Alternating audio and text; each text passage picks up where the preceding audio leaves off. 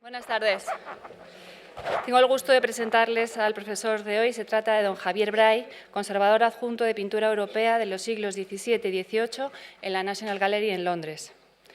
El profesor Bray ha estado muy vinculado a nuestro país, no solo por sus estudios, ya que su tesis doctoral fue ya sobre pintura española, sino también por sus estudios y por sus investigaciones actuales, y también porque ha trabajado durante 2 años en el Museo de Bellas Artes de Bilbao, donde era conservador de pintura en esta institución.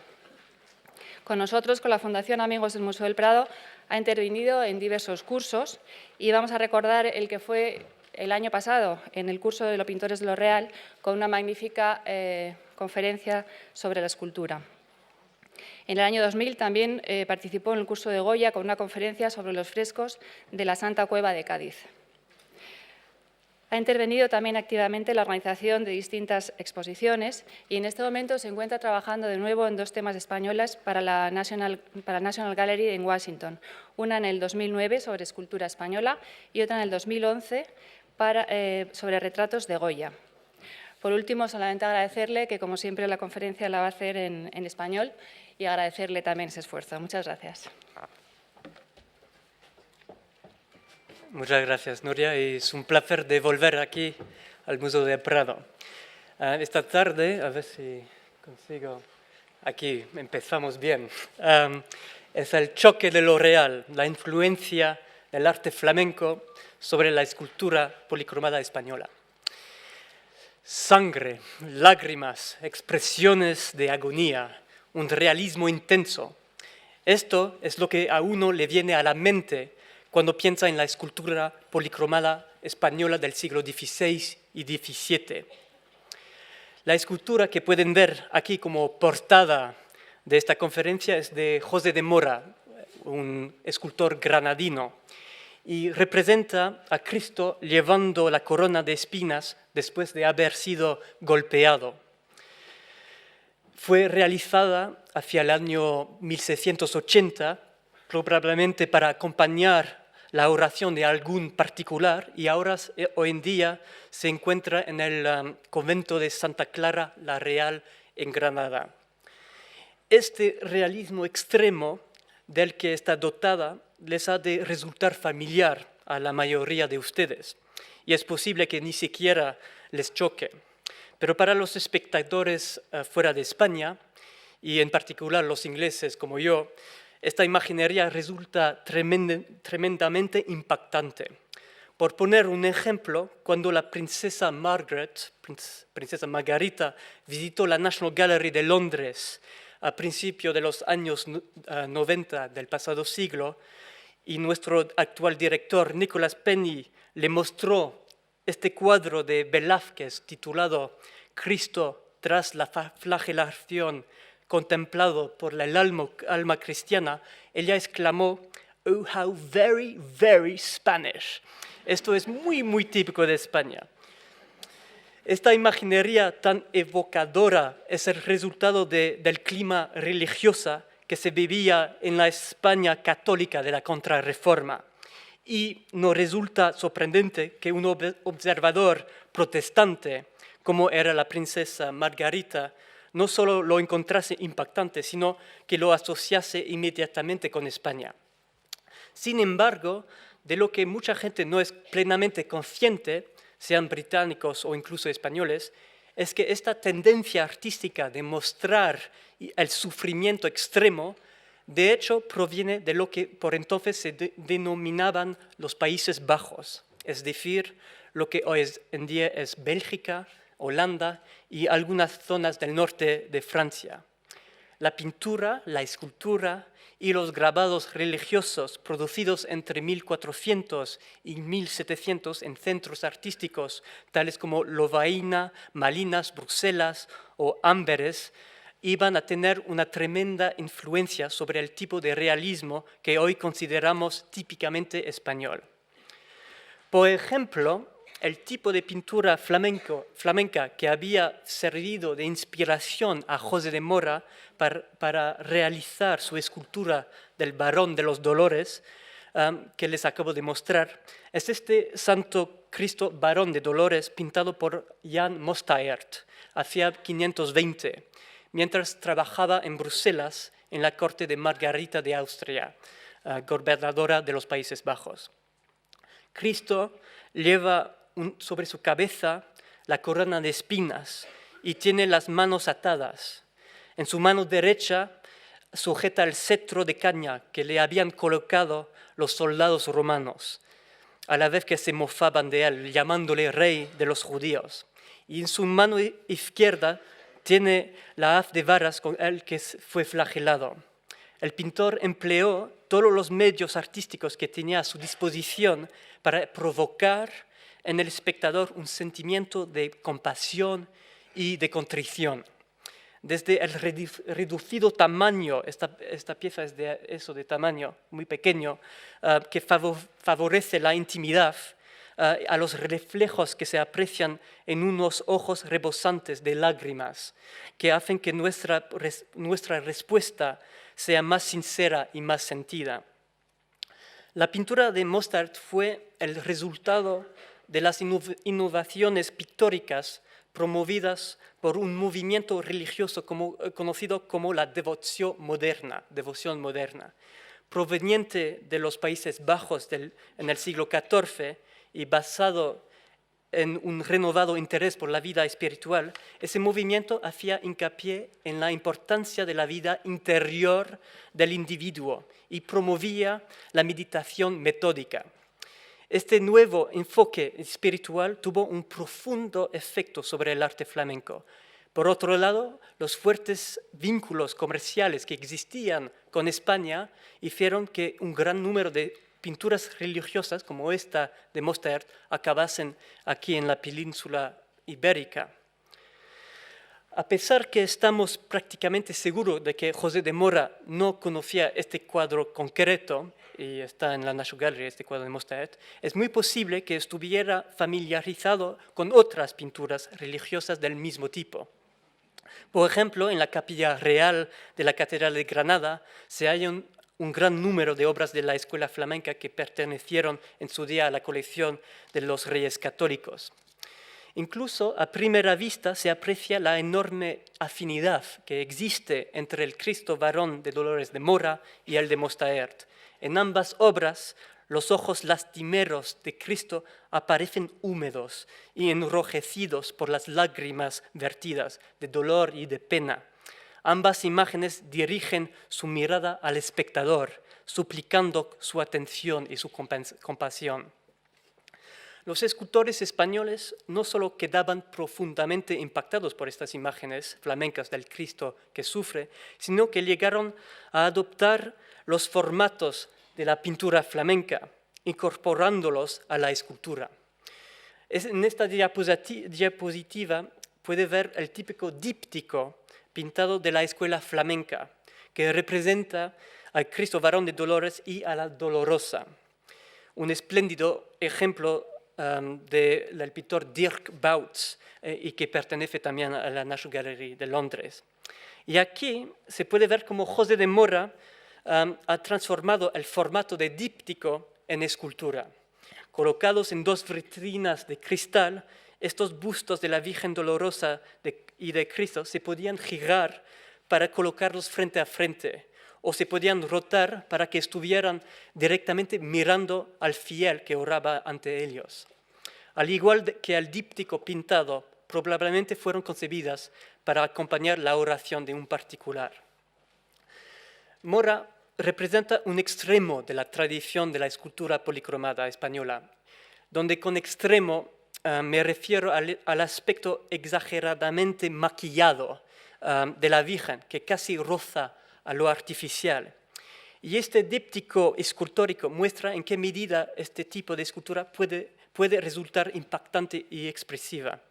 En las cuencas oculares de Cristo se han colocado ojos de cristal, clavos reales perforan su piel, y para simular la sangre que emana enérgicamente y se desliza por su rostro desde la nariz para penetrar en la boca, se utiliza una pintura roja pastosa. Uno cuanto más lo mira, más tiene presente la cruda realidad de lo que aconteció. Nos sentimos obligados a centrarnos en su sufrimiento. En cuanto a la Virgen, Mora ha aplicado unos toques azulados alrededor de las cuencas de los ojos, con el fin de captar el efecto de la piel empapada de lágrimas. Los ojos de cristal y las pestañas añaden el realismo a la obra, y las lágrimas vertidas se tiñen ligeramente de sangre a medida que van deslizándose por la cara. Mora ha sobrepasado los límites de la realidad, penetrando en el terreno de lo hiperreal. En ningún otro lugar de Europa alcanzó la escultura una altura expresiva semejante.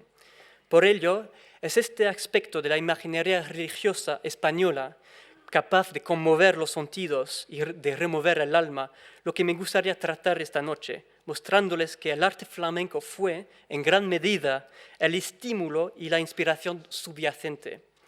La primera parte de esta conferencia analizará cómo la tradición de la escultura policromada se introdujo en España, partiendo de la tradición flamenca de realizar retablos tallados y pintados, y en la segunda parte de la ponencia me centraré en los grabados flamencos y cómo gracias a ellos se introdujeron en España una gran variedad de temas que fueron adoptados más tarde por los escultores españoles del XVII. No obstante, me gustaría comenzar mostrándoles una de las grandes obras maestras de la pintura flamenca que tienen ustedes aquí en el Prado, el Descendimiento de Roger van der Weyden. Esta excepcional interpretación, a la vez emotiva y humana, de cómo bajan y trasladan el cuerpo de Cristo tras su crucifixión, fue pintada hacia 1435 para la capilla del gremio de ballesteros de la ciudad de Lovaina. Abrumada por la pena, la Virgen se ha desmayado y ha caído al suelo. San Juan Evangelista en rojo, junto con una mujer de aspecto aristocrático, tratan de sujetarla. En la parte derecha del cuadro, y aquí viene mi figura preferida, vemos a la Magdalena, la María Magdalena, uniendo y apretando fuertemente las manos, a la vez que adopta una postura realmente extraordinaria, tratando de expresar la tremenda aflicción que le embarga por haber perdido el hombre que amaba. En la parte central se está bajando cuidadosamente el cuerpo rígido de Cristo. Su cadáver resulta tan real y tan palpable que nos lo podríamos imaginar tranquilamente saliendo del cuadro y incorporándose a nuestro espacio. Los ropajes, el dorado de las telas, la expresión, el movimiento, las tonalidades de la piel y una composición bien estructurada es lo que, en mi opinión, convierte esta pintura en una de las grandes obras maestras de la pintura religiosa en la historia del arte. A primera vista, el drama religioso que se recrea ante nuestros ojos es lo que hace que esta pintura resulte tan potente visualmente. Pero luego pasamos a darnos cuenta de la excepcional intensidad de la componente física de cada uno de los caracteres que componen la escena. Probablemente Van der Weyden logró este efecto fruto a su experiencia en una disciplina artística que era sumamente popular en los Países Bajos en esa época, la realización de grandes retablos poblados de esculturas policromadas. Este es un ejemplo de cómo eran estos impresionantes retablos. Este en particular se realizó en Bruselas y se exportó a la Catedral de Strängnäs en Suecia. Las alas están abiertas, lo que permite ver diversas escenas que narran la vida de Cristo. Por ejemplo, en la escena de la deposición del cuerpo de Cristo, se ve de inmediato la conexión visual existente entre dichas figuras esculpidas y la pintura de Van der Weyden. Los personajes que representan la escena llevan puesto ropa contemporánea de la época, como en la pintura de Van der Weyden. Y sus expresiones de tristeza también guardan cierto parecido. No obstante, resulta incluso más fascinante el hecho de que Van de Weyden no sitúa la escena del decidimiento en el emplazamiento histórico original en Golgota, sino que por el contrario lo sitúa en un recinto dorado en forma de un T invertida denominado la caisse o corpus, una caja en los Países Bajos. Las tracerías ornamentales que veis aquí en las esquinas son muy parecidas a las que encontramos en el marco arquitectónico de un retablo típico. Y cuando esta caisse o caja se mira desde atrás, como pueden ver aquí, uno se da cuenta de hasta qué punto trató Van de Weyden de crear para sus figuras un espacio ficticio similar. No cabe duda que Van de Weyden estaba familiarizado con la tradición de talla de retablos y de la pintura de esculturas. Existe documentación que confirma incluso que en varias ocasiones él mismo policromó esculturas.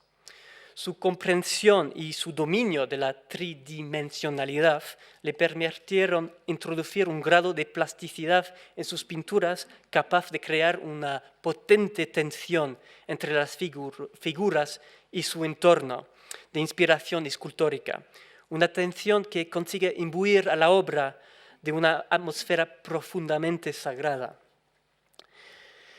Entre 1380 y 1550 se produjeron en el sur de los Países Bajos algunos de los ejemplos más espléndidos y fastuosos de retablos tallados, muchos de los cuales se exportaron a España. De ellos hay unos 350 que hayan llegado hasta nosotros.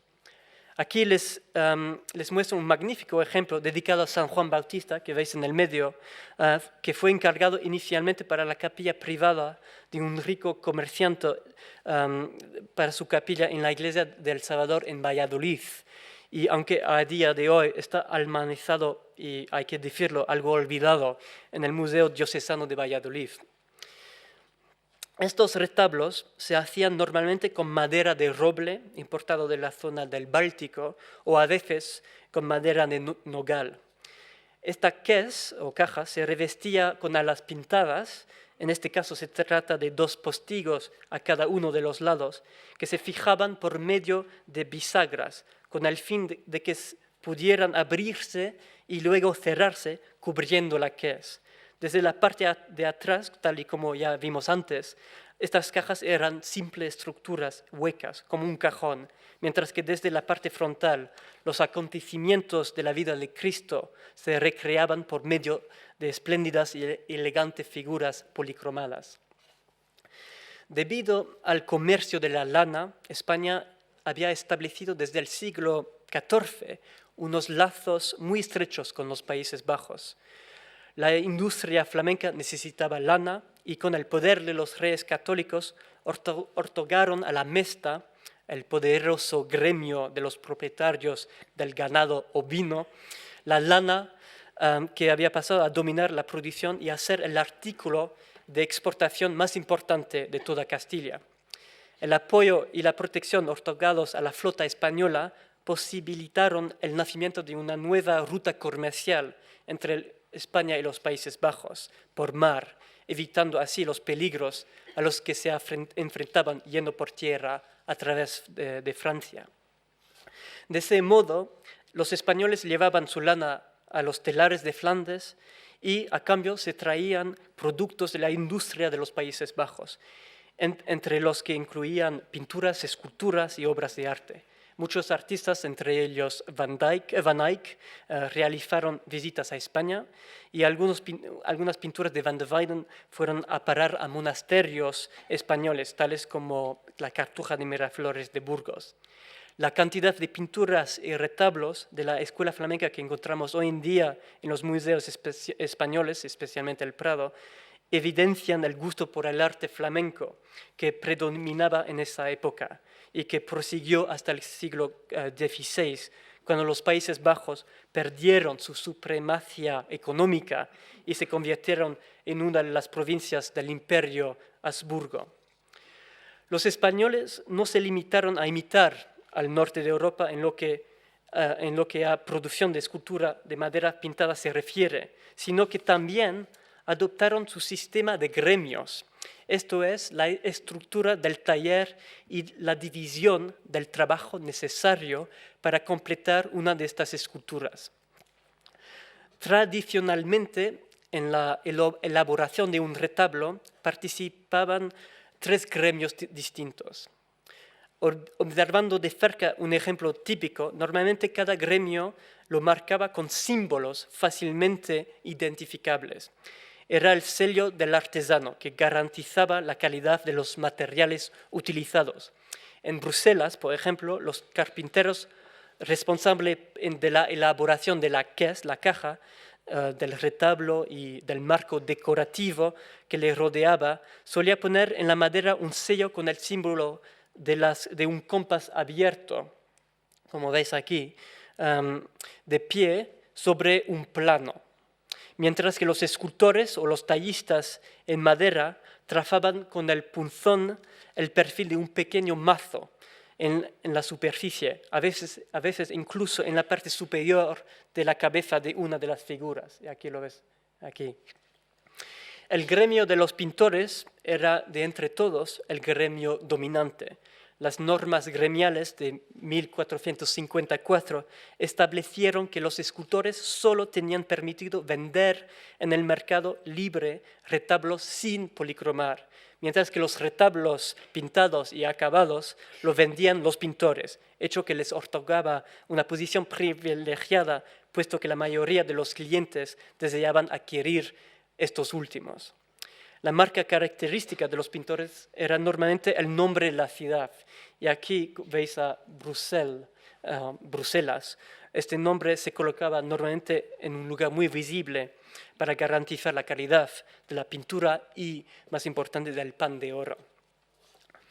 En España tienen un magnífico ejemplo de un retablo que sabemos que se hizo partiendo de un estricto reparto de tareas. Se trata del retablo de la Cartuja de Miraflores en Burgos, realizado entre 1496 y 1499. La talla de madera la realizó el célebre escultor Diego de Siloé, que según se cree provenía de los Países Bajos, y la policromó Diego de la Cruz, un español que también se cree que se había formado en los Países Bajos. El resultado supone uno de los mayores logros artísticos del siglo XV en España. Siloé y Diego de la Cruz acataron rigurosamente el código flamenco de buenas prácticas. A pesar de todo, la innovadora estructura del retablo y la calidad del color aplicado a la escultura hacen que este retablo se aleje de cualquier otro modelo realizado anteriormente en los Países Bajos. En el centro veis coronando el conjunto se encuentra Cristo crucificado, de mayores dimensiones que el tamaño natural, domina la obra y proporciona el foco de atención principal para que nuestra mirada, o más en concreto, para que nuestra mente en oración puedan recordar continuamente que fue el sacrificio de Cristo Redentor el que salvó a la humanidad. Sin embargo, cuando se observa la obra más de cerca, uno penetra otro mundo. Presten especialmente atención a las elegantes poses que adoptan algunas de las santas, como esta de Santa Bárbara, la manera con la que discretamente se sube el vestido y baja la mirada hasta encontrarse con la nuestra, con tanta elegancia, resulta sorprendentemente natural. Las escenas narrativas también son un deleite para la vista. La última cena, por ejemplo, en la que Cristo y sus discípulos se sientan alrededor de una mesa para darse un festín a base de cochinillo de lechón, está llena de detalles de vida diaria. Parece que el duque va a entrar y cortar con su plato el cochinillo. Lo que resulta fascinante es la similitud entre la manera en la que Diego de la Cruz policromaba las esculturas y la forma en la que él pintaba en un panel en 2 dimensiones. Observen, por favor, esta figura de Cristo que vemos aquí en el centro. Y si se compara con una versión que pintó Diego de la Cruz en el Cristo de la Piedad, que se encuentra hoy en día en el Museo de Bellas Artes de Bilbao. Sorprendentemente, tal y como sucedía con Van der Weyden, Diego de la Cruz dota a la figura de Cristo de una sensación de plasticidad, lograda gracias a su experiencia como pintor de escultura. Me gustaría concluir la primera parte de esta conferencia con este detalle de la tumba de alabastro del infante Alfonso de Castilla, también en la Cartuja de Miraflores, realizada conjuntamente con Gil de Siloé y Diego de la Cruz en 1493. Se trata de uno de los ángeles encargado de sostener el escudo heráldico que da fe del linaje real del infante Alfonso. A pesar de que la policromía desafortunadamente no ha llegado intacta hacia nosotros, se trata de una representación de un joven dotada de una extraordinaria belleza y ternura.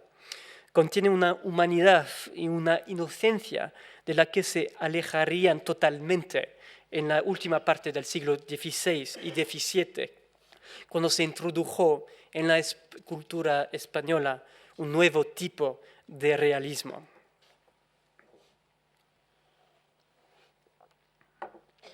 Cuando Felipe II heredó los Países Bajos de los Habsburgos en 1555-56, surgió una fuerte oposición en el norte de los Países Bajos, proveniente en particular de los protestantes y de la nobleza, lo que dio lugar a la sublevación de los Países Bajos de 1568 y a la posterior guerra de los 80 años. El sur de los Países Bajos siguió bajo dominio español y mayormente católico, por lo que pasó a ser de una manera el frente de guerra religioso en la lucha contra los protestantes. Ciudades como Amberes, Bruselas, se convirtieron en ávidos defensores de la contrarreforma católica en el sur de los Países Bajos. Con el fin de promocionar la doctrina católica, las artes visuales se convirtieron en una de las armas principales y más efectivas utilizadas por la Iglesia Católica. Aquí les muestro una pintura del pintor flamenco Franz Franken II, en la que Cristo se ha aparecido en persona para inspeccionar el estudio de pintura de grandes dimensiones dedicado únicamente a la producción de imágenes religiosas. Aquí está Cristo en el medio, hay ángeles preparando los colores, moliéndolos, mientras que una serie de mujeres virtuosas pintan o debaten como la mejor manera de plasmar visualmente pasajes de la Biblia. Sobre ellos hay ángeles tocando música, para así inspirar a aquellos que se encuentran trabajando debajo de ellos. Cristo está señalando con el dedo al Sagrado Corazón, conversando con una de las pintoras, diciéndole sin duda que las obras que están pintadas deberían transmitir fundamentalmente el amor de Dios. Como reacción al deseo protestante de centrarse en la palabra y distanciarse de las imágenes, cosa que consideraban idolatría, la Iglesia Católica optó por apoyarse en los elementos visuales para enseñar y divulgar su doctrina. La producción en masa de elementos visuales de propaganda católica que tuvo lugar en el sur de los Países Bajos al final del XVI se pueden equiparar quizás con las imágenes de la crucifixión y del niño Jesús que se producen también a escala industrial en México DF en pleno siglo XXI. Eso es una tienda al lado de la Catedral de México. La forma artística que mayor influencia ejerció fue con mucho el grabado, pues estos se podían producir en serie, en grandes cantidades y que ligaran luego a un elevado número de personas. Los grabados de temática religiosa eran en cierta forma lo que Internet, Google Imágenes es hoy. Si un artista necesitaba ayuda con una composición o deseaba informarse mejor sobre cuestiones relativas al decoro o a la iconografía religiosa, estos grabados contenían imágenes que contaban normalmente con el respaldo de la Iglesia Católica. Los jesuitas y los franciscanos se mostraban particularmente activos en la hora de concebir grabados que lograran resumir en un formato visual ideas doctrinales complejas. Estos grabados iban a ejercer una tremenda influencia sobre la escultura española. Muchas de estas esculturas elegían como tema la infancia del Cristo, al empezar a presentar a Cristo como un bebé o como un niño pequeño, que lograba poner de relieve su humanidad. Así, él se hacía más humano y más accesible. Y en el sur de los Países Bajos, a lo largo de los siglos XIV y XV, se desarrolló un movimiento que promovía la adoración de la figura del niño Jesús. Por ejemplo, era bastante frecuente que las monjas recibieran una pequeña cuña como esta, dentro de la cual había una figura del niño Jesús. Desafortunadamente el niño Jesús no está, pero está todavía la cuna. El propósito de tal ofrenda era proporcionarles el foco para desarrollar un tipo concreto de devoción, en el que la propietaria de dicha figura pudiera imaginar cuidando al niño Jesús. Las propietarias de una de estas cunas, Margareta Ebener, una monja dominica alemana, tuvo varios sueños místicos en los que el niño Jesús, que estaba jugando en su cuna, la despertaba. Ella le cogía en sus brazos, le besaba, le abrazaba y en otra ocasión incluso le colocó a su pecho y le dio de mamar. Al igual que la Virgen María, que atendía las necesidades corporales de Cristo, estas monjas sin hijos podían sentir así una mayor cercanía a Cristo. Esta costumbre de las monjas de adoptar una actitud maternal hacia el niño Jesús también se puede encontrar en muchos conventos aquí en España.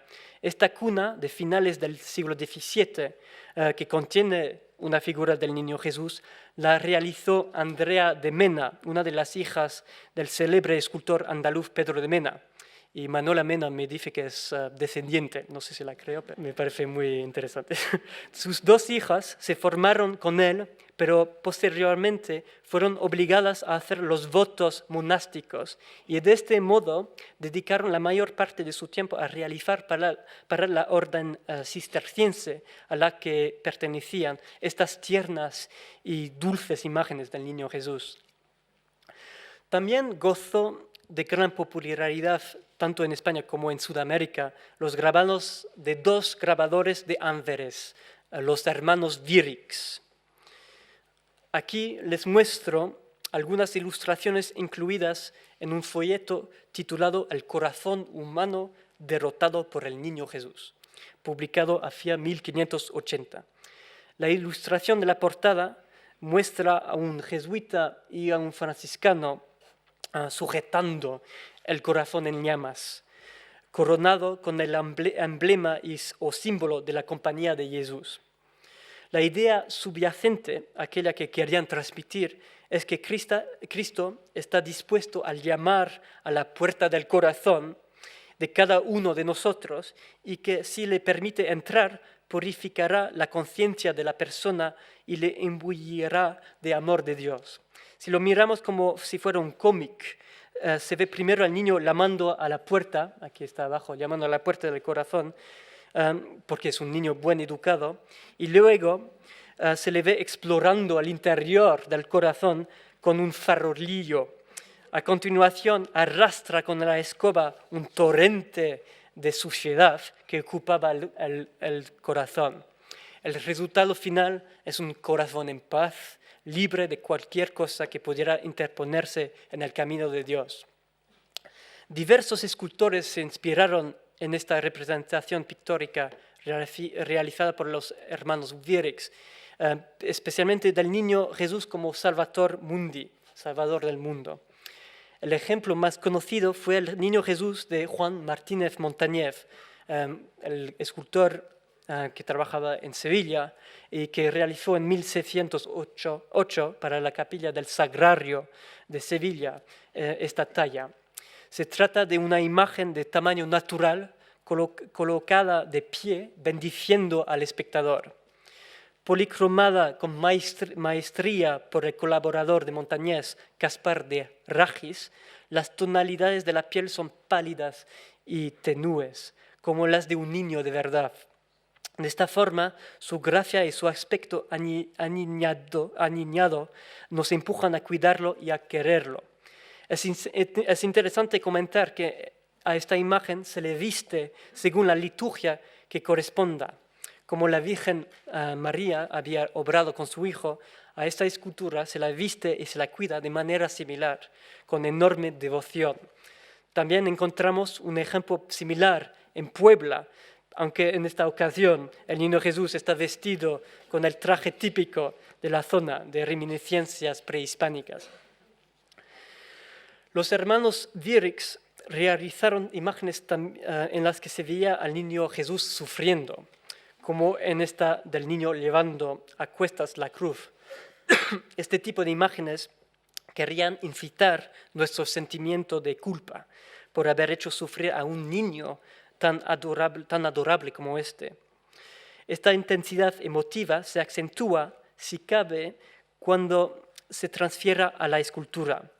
Y aquí les muestro una escultura encargada por la Confraternidad de San Fermín de los Navarros de Madrid al final del 17 y cuya autoría se ha atribuido recientemente a la escultura Luisa Roldán en vez de Alonso Cano, como se creía anteriormente.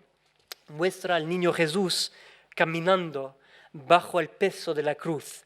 Le han colocado la corona de espinas y está sangrando.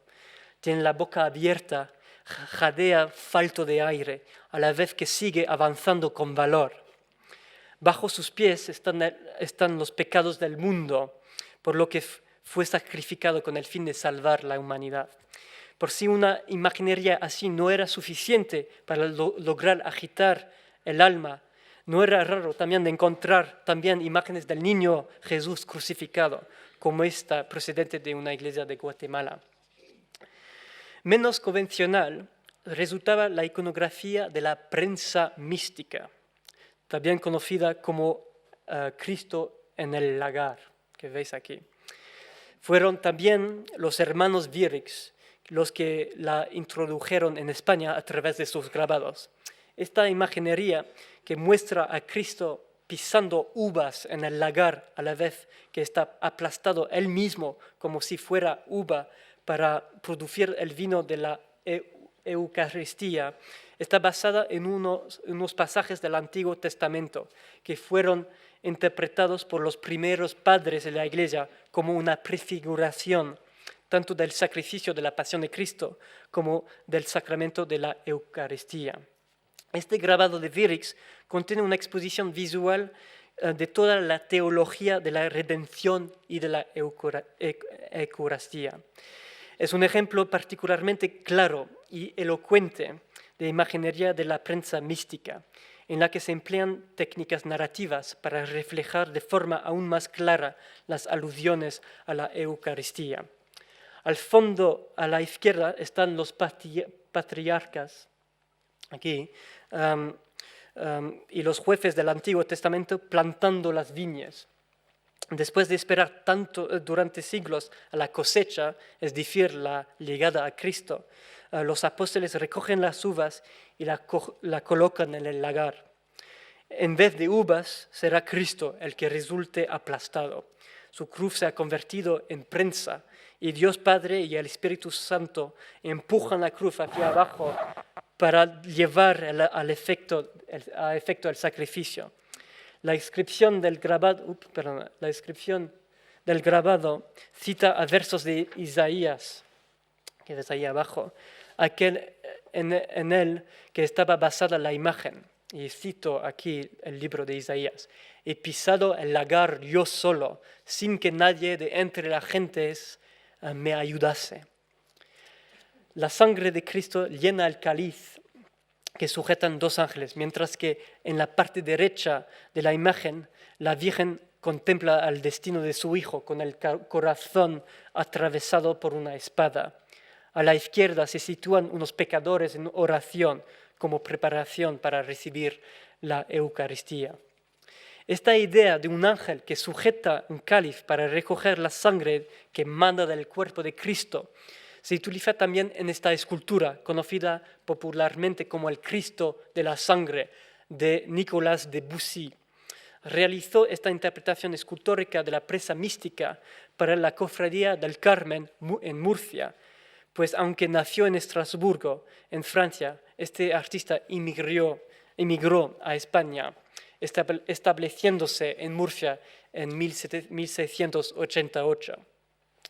Esta obra constituye una interpretación poco frecuente en España de este tema, aunque hay que decir que esta escultura cuenta con numerosos devotos hoy en día en Murcia, fundamentalmente debido a su peculiar iconografía. Sin duda, entre las fuentes de inspiración de Bussy se encontraría grabados y otras imágenes que habría visto cuando vivía en el norte de Francia. Pero la forma en la que simplifica el tema, centrándose en lo imprescindible, es lo que hace que esta escultura posea semejante potencia visual. Los brazos de Cristo están sujetos al crucifijo, pero los pies están libres, como si pudiera dar un paso al frente. Tiene los ojos abiertos y mira a aquellos que se encuentran debajo de él. Sigue vivo, a pesar de que la sangre y la agua hecha de tela roja que mana a chorros de la herida que le ha infligido el soldado romano. Un ángel recoge la sangre en el cáliz. Es justo esta sangre a la que se alude durante la misa, cuando el vino se transustancia milagrosamente en la sangre de Cristo. Esta conexión subyacente entre la escultura policromada y la celebración de la misa hace que esta escultura resulte aún más emotiva. Teniendo en cuenta el hecho que estos grabados religiosos se realizaban para inspirar devoción, les resultará gracioso saber que los hermanos Wierix no eran precisamente unos santos. Eran conocidos por su afición a alterar el orden público.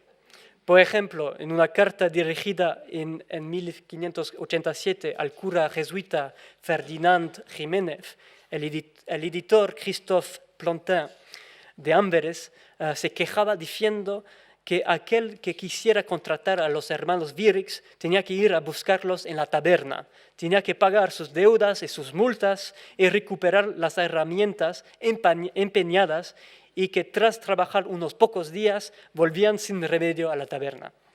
De hecho, las únicas razones por las que siempre había alguien dispuesto a sacarles de apuros eran sus excepcionales calidades como grabadores y el que sus grabados jugarán un papel muy importante para que la Iglesia Católica logrará recobrar el control sobre el sur de los Países Bajos.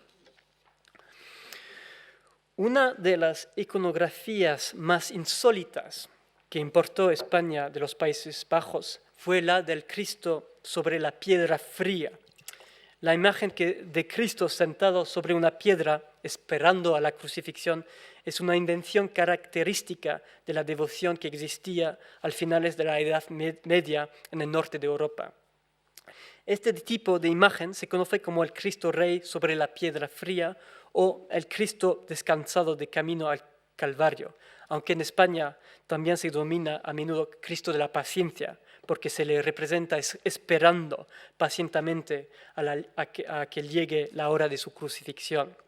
Esta figura del año 1500 aproximadamente, de tamaño natural, procedente de un museo en Utrecht, es particularmente excepcional en lo que respecta a su desnudez. La mayoría de los ejemplos muestran a la figura cubierta con un paño de pureza, con sus manos unidas y atadas con cuerdas, como estos dos hoy en día en el Museo Diocesano de Bilbao y en una iglesia de Segovia, pero que se importaron a España en el siglo XV. Aquí, sin embargo, Cristo no tiene nada puesto. únicamente la corona de espinas, la cual contaba originalmente con unas puntas de metal que se introducían en estos agujeros hoy vacíos. Está completamente expuesto, se muestra vulnerable. La blancura fantasmal de la escultura no refleja su aspecto original. Probablemente estaba policromada, puesto que todavía se pueden ver sobre la superficie restos de pigmento. En los evangelios no se menciona que se produjera una pausa en la secuencia de acontecimientos que le llevaron a la crucifixión, pero en la devoción medieval se tendía a romper la narrativa de la pasión en tantos fragmentos como fuera posible, con el fin de aumentar el número de puntos de interés para la meditación. En esta imagen, Cristo parece haberse apartado momentáneamente del relato que le conduce al martirio, con el fin de que los fieles puedan contemplar la profundidad de su angustia, tanto psicológica como física. Aunque los grabados del Cristo sobre la piedra fría eran tan habituales en España como las esculturas medievales flamencas de similar técnica, con estas figuras se dio a los escultores españoles una oportunidad de repensar y actualizar este tema. Aquí les muestro una figura de Cristo sentado, con la cabeza ensangrentada, apoyada en su mano, mientras que la otra reposa en su rodilla. Este se encuentra en la Colegiata del Salvador de Sevilla. Se desconoce quién fue el autor, pero probablemente la realizó un discípulo sevillano de Pedro Roldán hacia el final del siglo XVII. La policromía se ha conservado bastante bien y nos da una idea de cómo habría quedado el modelo flamenco, aquel que le mostré antes, una vez pintado. Una característica común de todas estas interpretaciones escultóricas españolas de grabados flamencos es que los escultores españoles no tenían miedo de exagerar y de centrarse en el lado más realista, sangriento y macabro del tema. Una de las formas que tenían de lograr esto era dejando de lado las escenas narrativas y centrándose en representaciones individuales de Cristo visto desde cerca. Aquí vemos un tal ejemplo, el Ecce Homo de Pedro de Mena. El autor se inspiró probablemente de un célebre cuadro del pintor flamenco del siglo XVII, Anton van Dyck, titulado El Varón de Dolores. Y Lucas Wostermans lo pasó en grabado y recibió una enorme difusión. Mena talla un Cristo parecido, llenos de heridas y cubierto de sangre. Como en la composición de Van Dyck, Cristo aparece mirando a lo lejos, hacia la derecha, con una expresión de resignación. En ambas versiones, Cristo tiene las manos cruzadas y atadas, con una cuerda anudada. No obstante, una vez más, las ventajas de la tridimensionalidad quedan patentes. La policromía y la material real, como la cuerda, hacen que la imagen de Mena sea aún más emotiva por lo real que resulta. Uno puede caminar a su alrededor, verlo desde todos los ángulos, captando la violencia que emana de las laceraciones de su espalda. Una recreación de la pasión de Cristo digna de Mel Gibson. Esta escultura se hizo para las monjas del convento de las Descalzas Reales de Madrid, donde a día de hoy se sigue empleando para practicar la meditación, en particular en Semana Santa. Pues me gustaría acabar esta conferencia con el gran escultor Gregorio Fernández, que trabajó principalmente en Valladolid durante la primera mitad del XVII y quien decide aislar la figura del Cristo yacente, extrayéndola de una escena narrativa de mayor tamaño, característica del siglo anterior, cuando Cristo aparecería rodeado de figuras que lloran su figura, tal y como se ve aquí en la lamentación de Juan de Juni, de 1541. Al sacar a Cristo de su contexto narrativo, Fernández nos invita a observar el cadáver pálido y carente de vida, de forma que nosotros mismos entremos a formar parte del relato religioso. Esta técnica de representar a Cristo mediante una única figura, a menudo vista desde cerca, fue de gran utilidad durante la Contrarreforma para alentar a los fieles y a mantener una relación directa e íntima con Cristo. El Cristo de Fernández, realizado hacia 1625 para la Casa Profesa de los Jesuitas en Madrid, y hoy en día pertenece al Prado, pero está en depósito en el Museo de Valladolid, muestra a Cristo yacendo muerto sobre unos paños blancos. Tiene los ojos todavía abiertos, pero carentes de toda expresión. Todavía no se ha procedido a lavar el cadáver y a prepararlo para el entierro. La sangre que ya empieza a coagularse lentamente brota de sus heridas. Tiene rasguñas en las rodillas, mientras que la palidez de su piel transmite una total carencia de vida. La policromía española de los siglos XVI y XVII es una forma artística apenas conocida fuera de España. Es más, les sorprenderá saber que apenas existe literatura al respecto si exceptuamos lo que se ha escrito en español.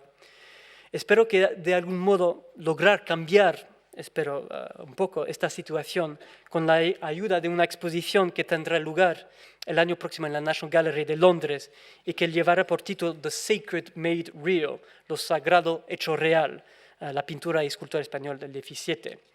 Y a pesar de que la princesa Margaret ya no podrá disfrutar de esta exposición, espero que al público británico no le parezca tan desagradable y de tan mal gusto como le pareció a ella.